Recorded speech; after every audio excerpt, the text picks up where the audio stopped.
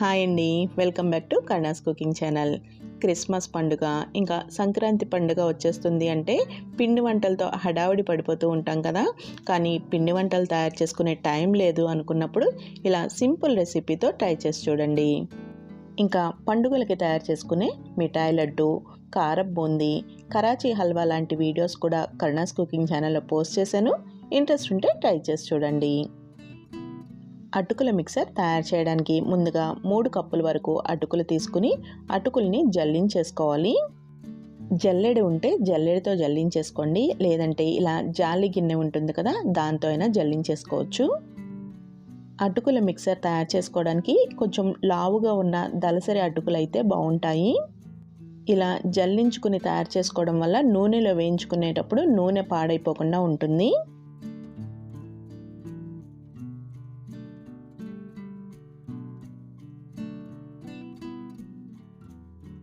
అటుకులన్నీ కూడా జల్లించేసుకున్న తర్వాత డీప్ ఫ్రైకి సరిపడా నూనెని వేడి చేసుకోవాలి. నూనె వేడైన తర్వాత అరకప్పు వరకు వేరుశెనగ గుళ్ళని వేయించుకోవాలి. వేరుశెనగ గుళ్ళని వేయించుకున్న తర్వాత అరకప్పు వేపిన శనగపప్పు కూడా వేసుకుని వేయించుకోవాలి. ఇవన్నీ కూడా నూనెలో మామూలుగా వేసుకుని గరిటతో అయినా వేయించుకోవచ్చు. పావు కప్పు జీడిపప్పు వేసుకుని వేయించుకోవాలి. ఇంకా పావు కప్పు కిస్మిస్ వేసుకుని వేయించుకోవాలి.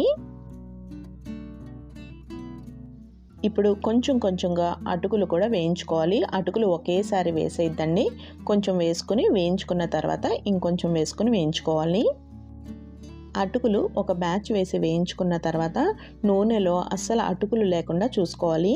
ఒకవేళ అటుకులు నూనెలో ఉండిపోయినాయి అంటే నెక్స్ట్ బ్యాచ్ వేసినప్పుడు ముందు వేసిన అటుకులు మాడిపోయినట్టుగా కలర్ డార్క్గా వచ్చేస్తాయి.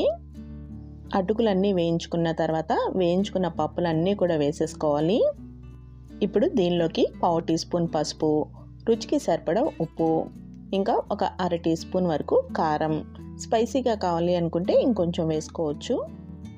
పావు టీ స్పూన్ చాట్ మసాలా పొడి, ఇంకా పావు టీ స్పూన్ పంచదార వేసుకుని మొత్తం అన్నీ కలిసేలాగా కలుపుకోవాలి.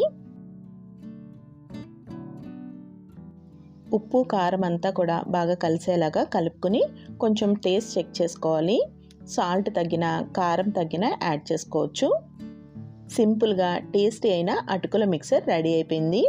ఇప్పుడు ఈ మిక్సర్ చల్లారిన తర్వాత గాజు సీసాలో స్టోర్ చేసుకున్నాము అంటే నెల రోజుల పైనే నిల్వ ఉంటుంది. మరి ఈ సింపుల్ రెసిపీ మీకు నచ్చినట్టయితే కర్ణాస్ కుకింగ్ ఛానల్ని సబ్స్క్రైబ్ చేసుకోవడం మర్చిపోకండి. మరొక టేస్టీ వీడియోతో మళ్ళీ కలుద్దాము. Thank you for watching our channel.